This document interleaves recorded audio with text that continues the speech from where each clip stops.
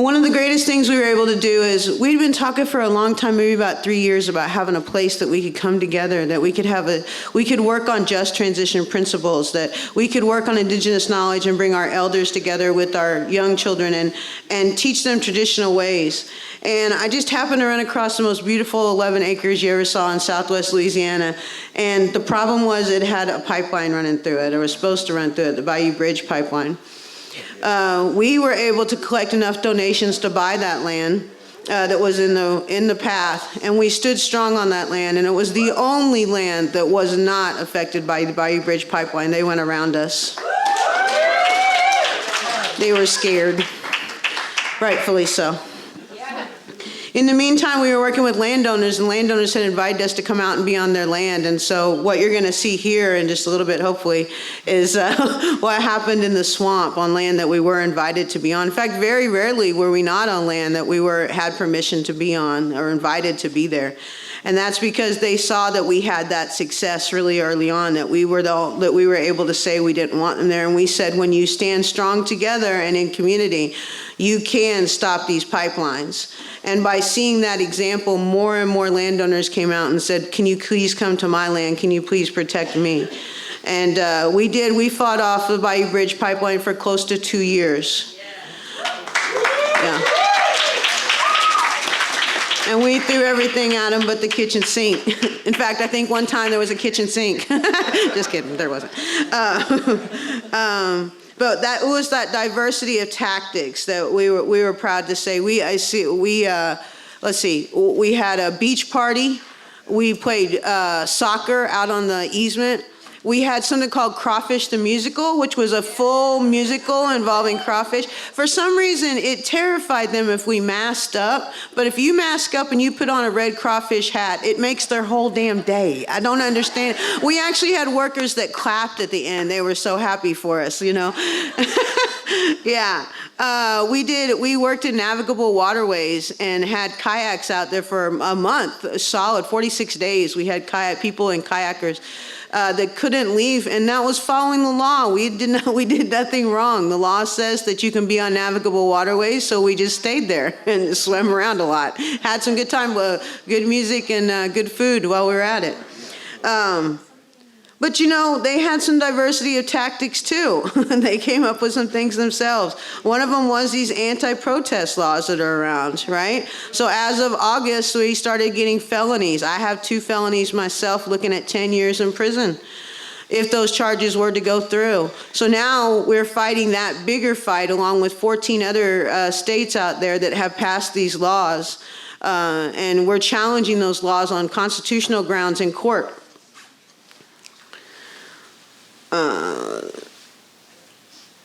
They also at one point tried to sink our boats out in the middle of the swamp. We had 15 people out in 3 boats, and they came and swamped us and sunk everything that we had. And we got up and dusted ourselves off and pulled our boats out of the bottom of the swamp, and we kept going, because that's what you do. The intimidation was something that was harder to deal with, and if we get the movie going, you'll be able to see a little bit more. You're doing great. I'm doing great? Or the movie's doing? Oh, okay. Some of the intimidation included physical acts of violence. I remember, and I'll tell you about it in the movie, but I remember one time coming home and it was dark outside and being dragged out to the field and beat. I remember at one point they had trapped me at a Sonic, and somebody put a knife to my throat and said that they were going to do unspeakable things to my kids, and that they were going to kill my friends, and they named my friends one at a time. At that point, I knew it was time for me to get out of there. I couldn't, even though I loved the Bayou, I couldn't put my kids through that. And so we went together again and went back to people, and we fundraised like hell. And we got enough money to buy a mountain. I mean, it's not a full mountain, you know, it's like the side of a mountain, but it's a safe place with the gate that we can be safe. We've had 23 activists come through there that are either in trouble, worried, concerned about their safety in their homelands, or they just need to sleep. I know you're tired. We're all so fucking tired, you know? And so having that place that you can get behind and you don't have to worry about somebody coming after you, that's a joy. This is what I talk about when I'm talking about leveraging the battle, right? We lost the war, but God damn it, we won the battles, many of them, you know? And that's what we have to do, I think, like looking forward here. We have the climate struggle, we have the migrant struggle, and the EJ. And I can tell you from my perspective, any climate struggle or any struggle at all that doesn't take into effect the children who are being lost from their homes because of drought, walking across countries, coming into this country and then dying on the floor of a cage is no climate movement, right?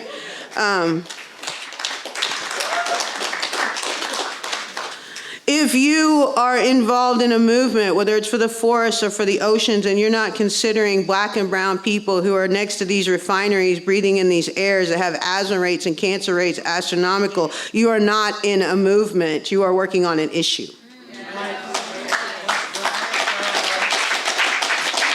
So now we can see that there's a good chance, to be real with you, that we are past, I don't care what the scientists say, that we are past what we can do to protect this planet in its entirety.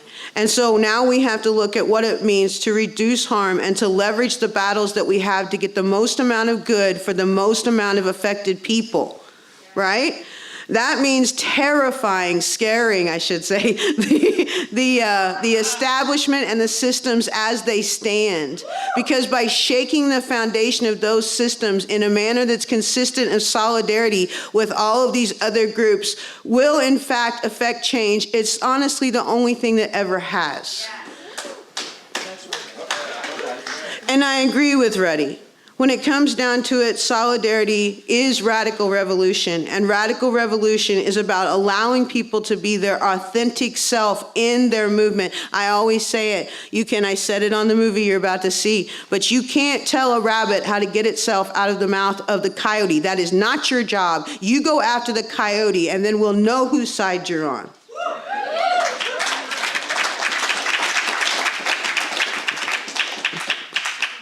Lastly, I can say that the blood of my people have been in this land since time immemorial. That indigenous leadership is the single most important thing in this movement. And I'm not saying that because of the fact that we're so strong or we're so, it's not some beautiful heroic idea, right? I'm saying that literally in this land, our blood has been here the longest and we've been fighting the hardest and we know it the best. And if nothing else, then we know that we know how to survive. And the truth of the matter is, y'all are in some trouble here, right? So I'm saying look towards indigenous leadership. We've always been here. We're always going to be here. We're going to protect this land, and we know how to survive catastrophe like in no one else. But it's not enough for you to do a land acknowledgement.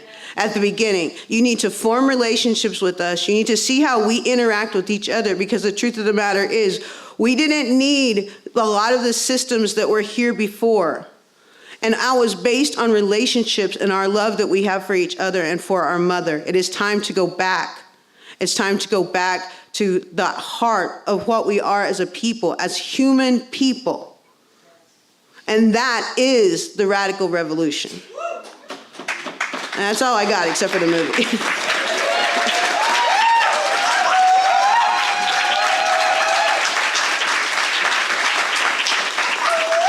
And I stuck with 10 minutes. Your name? Yeah, my name's Cherri Foytlin. Okay, what do you do? Well, I live in the Takapa Ishak lands. We have the Loe La Vie camp, and we're fighting the No Bayou Bridge pipeline down in Louisiana. And then we work on a lot of environmental justice issues across the country. So, you're an environmentalist, and you're doing these protests, and okay, civil disobedience, that's been going on for years and years and years. But now all these felonies, could you tell us what's going on with all these felonies? Yeah, so what happened was the American Legislative Exchange Council, ALEC, has been going around to all these states. I think they're up to 14 states now, and they're trying to pass these laws, and these laws put restrictions, like very tight restrictions on what they're doing is they're calling pipelines critical infrastructure. And so it's like a water or like, water mains and things like that, right? So by making it that, they're making it a felony to be on them. So we actually had permission to be on the land, and Bayou Bridge Pipeline did not have permission to be on the land. But we still got charged with felonies. So now I have 2 felonies through this law that went through in August in Louisiana. And the laws are just being shopped around to whatever state. They've been shut down in a few states, but for the most part, they just get picked up because they have people there that they basically write the laws, and then the people present the laws, the congressman, paid for congressman. And you look at every one of those congressmen, and they have buku dineros coming straight from the oil industry itself, or ALEC, So the whole point is they're circumventing our right to protest in a corporate way that puts restrictions on us that potentially could carry up. For us, it's up to 20 years. I have 2 felonies right now. That's 10 years in jail. So let's give some context to that. So who invited you to the land? Yeah. And first, who invited you to the land? Yeah, so I remember her name, and I don't want to say her name without permission, but I can say that the landowner that had the land, the property itself, was the people that invited us to be there, asked us, not just invited us to be there, they asked us to defend that land. They asked us to not let this pipeline people go through because there was no easement. They didn't have permission to. They hadn't expropriated it. So we were legally on the land. They were not legally on the land, but yet we still got charged. And one of the ways that they did that was not only did they make the laws up to come against us, but they directly hired the police departments, the local police departments, to work for them. So when we were talking to them, they're all dressed like regular police, taxpayer-funded weapons and everything. We think we're talking to the police, and we're giving them a piece of paper that's saying we have the right to be there, but we're not. We're talking directly to the oil company, and then they use the power of the law of the people to arrest us and put us in jail and then charge us with these felonies. Oh, wait, that's shocking to me. Yeah. So there's uniformed officers. Right. They were not being paid by the jurisdiction to be there. They were being paid by the oil company to be there? Yeah, you know how officers, sometimes they'll go and they'll do like football games and things like that? Well, they're just being hired as security, not directly for the company because that looks too suspicious. What they do is they get a contractor that works for the company, and then they work for the contractor. But the thing is, they use all of our equipment, everything from the gas that the people put into the tank to the equipment that they use, and they don't look any different than there's nothing to show that they're working for the company at that time. Let me ask you this, and it might be, I'll just ask you the question. It sounds to me like a little bit of conflict of interest because these people are going to be testifying as to what happened, right? So right. Could maybe you expound?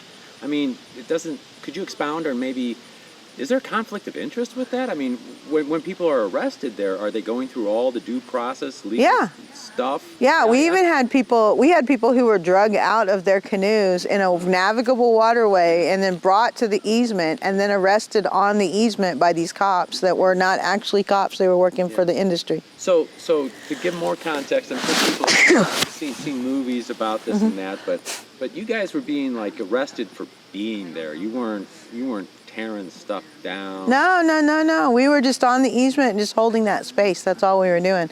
And then when they got there, the first thing they did was start telling us we were trespassing. We had paperwork showing, like a letter from the landowners saying, no, not only do we want them to be there, we want them to stop this pipeline. And it just didn't matter because the conflict of interest, because they actually were working for the companies themselves. They got to make up the laws in that time, They make up the big laws, the traditional laws, but then they're also making up their own ideas on the land, in that moment, and deciding who gets to go to jail and who doesn't. Now, in this case, we went to court after that. They went to court, and they found out, and the judge ruled absolutely right. There's no reason for Bayou Bridge to be there. They didn't expropriate the land. They didn't have it. And then he fined them $450. So they're getting fined $450 for breaking the law and having 20 and 30 people out on that easement that they weren't supposed to have there, and we're the one that's taking the hit as far as like going to prison. So you had permission to be there. They were breaking the law. But the judge even said that they were breaking the law. So is it the same judge? It's the same judge. He's still going to prosecute you. The same judge that presided over that in these little parishes is going to be the ones that presides over the criminality of us being there. people were occupying spaces, sort of like Yeah. the same tradition as the civil rights movement. We were trying to protect, from our perspective, we felt like we were trying to protect the law, as the law said, and then they manipulated the law and manipulated the enforcers of that law in order to gain basically money for them, or to give that input. And then they were backed up by the law by saying, oh, well, it's only a $450 fine. That to them is less than $1. I mean, that's just nothing to them, $450, And so who were the people that got let out? Who were the people that suffered from that? Not only just us who were on the ground, but these landowners who very clearly, I mean, the what's it called? The bowels of the Constitution is supposed to be about who owns land, who has the right for land, but yet it was gutted and nobody said a word. Well, thank you for that. I want to ask you an overarching question. You're at the convergence. What do you think? Yeah, I think this is a great convergence. People are coming together and it's fun, and we've been having some really deep strategy talks, which is a lot of times with these kinds of places you get together and you don't really, by the time you get to get past that initial where we're at, who's at the table, and we start to get down to strategy, it's time to let go. But in this case, there's been a lot of space, and I appreciate a lot of room for those other conversations to happen on the side, and then when we get into it, we can get down to brass tacks. So that's great to hear, Yeah. because it was pitched as this is not just another conference. Right. So you think, has it lived up to that hype a little bit? I mean, it's still conferencey. It still feels conferencey. But the difference is, I guess it makes a lot of difference who's in the room. And there's a lot of just really badass, like, people at the front line that are in the room here. So just two more questions. One is, do you think there's seen a lot of old friends, right? Old familiar faces. See some new faces? Oh yeah, we see a lot of old faces here, a lot of good friends, but we're making new friends. Yeah, there's a lot of young folks too that I really enjoy seeing young folk at these places. Do you think there's new relationships being built? Definitely. Yeah, we're definitely building new relationships and strengthening old ones. So they better watch out, right? Yeah, we know that. Anything I didn't ask that you'd like to say? No, I guess that's it. Just thanks for the opportunity. Oh, thank you. Yeah.